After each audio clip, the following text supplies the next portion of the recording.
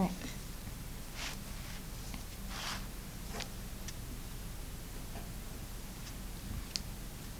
Good? Okay. All right, so I'll start. Over the years, the European Union has been running out of tools to influence neighboring countries. Before, there was a promise of enlargement, but unfortunately, in recent years, this has run out of steam. The last card in the deck is visa-free travel.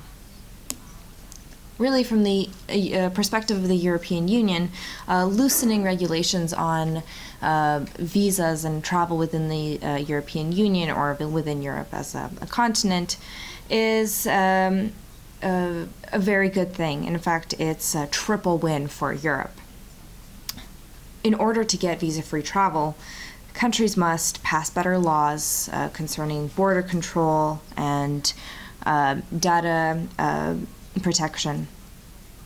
This process also encourages commercial and cultural exchange between the candidate countries and countries in the European Union. Loosening the visa regulations also removes this lengthy process of having to stand in lineups at embassies or in consulates to submit a mind-numbing amount of paperwork. Some people in certain countries even need to travel to different cities in their countries to visit an embassy or a consulate. This could be a very time-consuming and costly operation. Currently, Turkey is the only candidate for membership into the EU that is on the visa-free travel waiting list, which of course upsets Turkey. But recently, Georgia and Ukraine acquired visa-free travel. Ukraine actually got this in June 11th, 2017, so this was just a few days ago. And unfortunately, I won't be talking more about Turkey today because it is quite a complicated situation. It also has to do with asylum seekers, so that would be a speech for another day. So, as I already mentioned, on June 11th, 2017, visa-free travel was granted for Ukrainian citizens. On June 13th, the spokesman of the State Border Service of Ukraine, Oleh Slobodian, posted the following on his Facebook. He stated, "Since 6 a.m. on June 13th, 2,910 compatriots left the country to visit a European member of the European Parliament. European Union. These citizens require biometric passports. 70% of them pass through automobile checkpoints, 7% through railway checkpoints, and 23% through airports. However, not everybody was permitted out of the country. 6 people were refused. 4 people were refused because of their violation of migration legislation in the past. And 2 people were sent back from Italy because they failed to prove that they had the proper level of financial support, and they also could not show return tickets.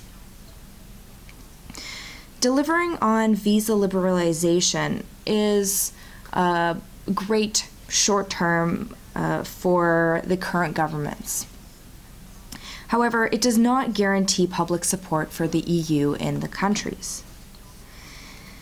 Typically, to get a visa to visit Europe, you would be granted a visa for the Schengen zone for a limited amount of time. And there is a common policy on this practice. However, there are discrepancies between different European embassies and consulates. This leads to much confusion among the applicants. Before this visa-free travel, there were several regulations imposed on Ukrainian citizens that were quite unreasonable and frustrating. So first of all, Ukrainian citizens were required to check into embassies upon their return to Ukraine.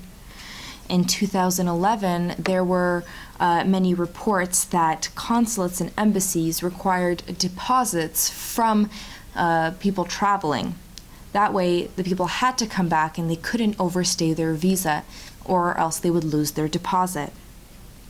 This practice was condemned by civil society organizations such as Europe Without Borders. All of these practices were extremely time-consuming, frustrating, and expensive, especially for young travelers or those travelers with financial constraints. Well, as I mentioned, there were 6 Ukrainians that were refused entry into the European Union earlier this week. So there will still be border control, of course, and the border guards can refuse entry.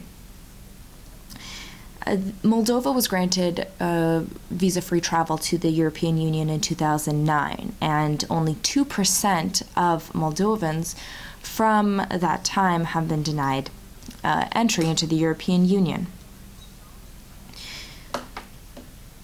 Recently in Ukraine, there were many celebrations due to the fact that they finally get visa-free travel.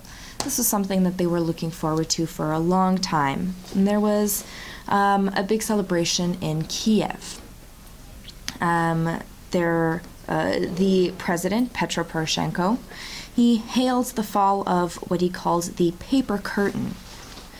And he walked through a symbolic visa-free door to Europe. He also met with the Slovakian president, Andrej Kiska, and thanked him for his support.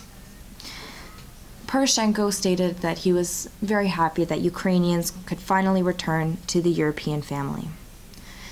In fact, for those Ukrainians that were flying out of Ukraine after this visa-free travel was granted, there was music playing and people were dancing in the Kiev airport.